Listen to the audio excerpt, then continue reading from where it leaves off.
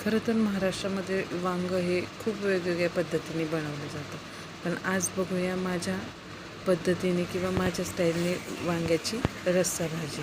त्यासाठी आपल्याला खूप कमी साहित्याने बेसिक साहित्यामध्ये आपण ही वांग्याची रस्सा भाजी बनवून तयार करतो. तर त्यासाठी आपण पहिल्यांदा काय केलं, वांग्याला कट देऊन चिरून ते मिठाच्या पाण्यामध्ये ठेवलेले. त्यानंतर छोटासा कांदा कट करून घेतलेला आहे. लसूण खोबरं, कच्चंच लसूण खोबरं मिक्सरच्या भांड्यामध्ये वाटून घेतलं. त्याच्यानंतर आपल्याला कढईमध्ये तेल गरम करून त्यामध्ये जिरे, मोहरी, हिंग आणि याची फोडणी देऊन त्यामध्ये आपल्याला कांदा घालायचा. कांदा घातल्यानंतर लसूण खोबऱ्याचं जे आपण मिक्सरमध्ये जाडसर वाटण केलं ते घालून चांगलं स्लो गॅसवरती किंवा मध्यम आचेवरती आपल्याला ते परतवून घ्यायचं. त्यानंतर त्यामध्ये आपल्याला मसाल्याच्या डब्यामधलं आपलं लाल तिखट, काळा मसाला, धना पावडर आणि हळद हे घालून आपल्याला स्लो गॅसवर या वेळेला गॅस मात्र काय करायचं, आपल्याला स्लो करायचं. कारण की आपण विदाऊट पाणी हे मसाले परतवते, ते जळण्याची शक्यता असते. त्यामुळे आपल्याला गॅसची फ्लेम स्लो करायची. त्यानंतर त्याच्यामध्ये मसाला जसा परतेल तसं त्याच्यामध्ये आपल्याला काय करायचे, जे आपण कट केलेले वांगे ते त्याच्यामध्ये घालून आपल्याला परतवून घ्यायचे.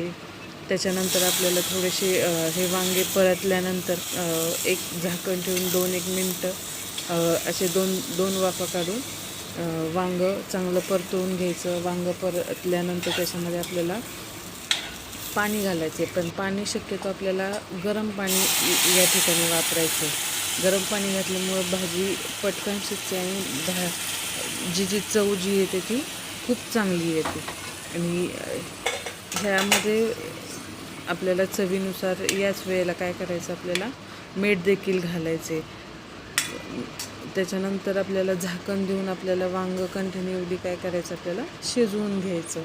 आपल्याला आता प्रत्येकाच्या घरामध्ये वांगं कमी जास्त शिजलेलं लागतं. काही जणांना खूप जास्त शिजलेलं लागतं, काही जणांना मीडियम शिजलेलं लागतं. आणि त्याच्यानंतर आपल्याला वांगं शिजत आल्यानंतर शेवटच्या 2 ते 3 मिनटामध्ये तुम्हाला जेवढा पातळ आमटी पाहिजे किंवा रस्सा पाहिजे त्यानुसार शेंगदाण्यांचा कूट कमी जास्त प्रमाणामध्ये त्याच्यामध्ये घालायचा. वांगं शिजले का नाही ते आपल्याला चेक करायचं. आणि त्यानंतर आपल्याला त्याच्यामध्ये थोडीफार वरून कोथिंबीर घालून आपण भाजी खाण्यासाठी रेडी आहे.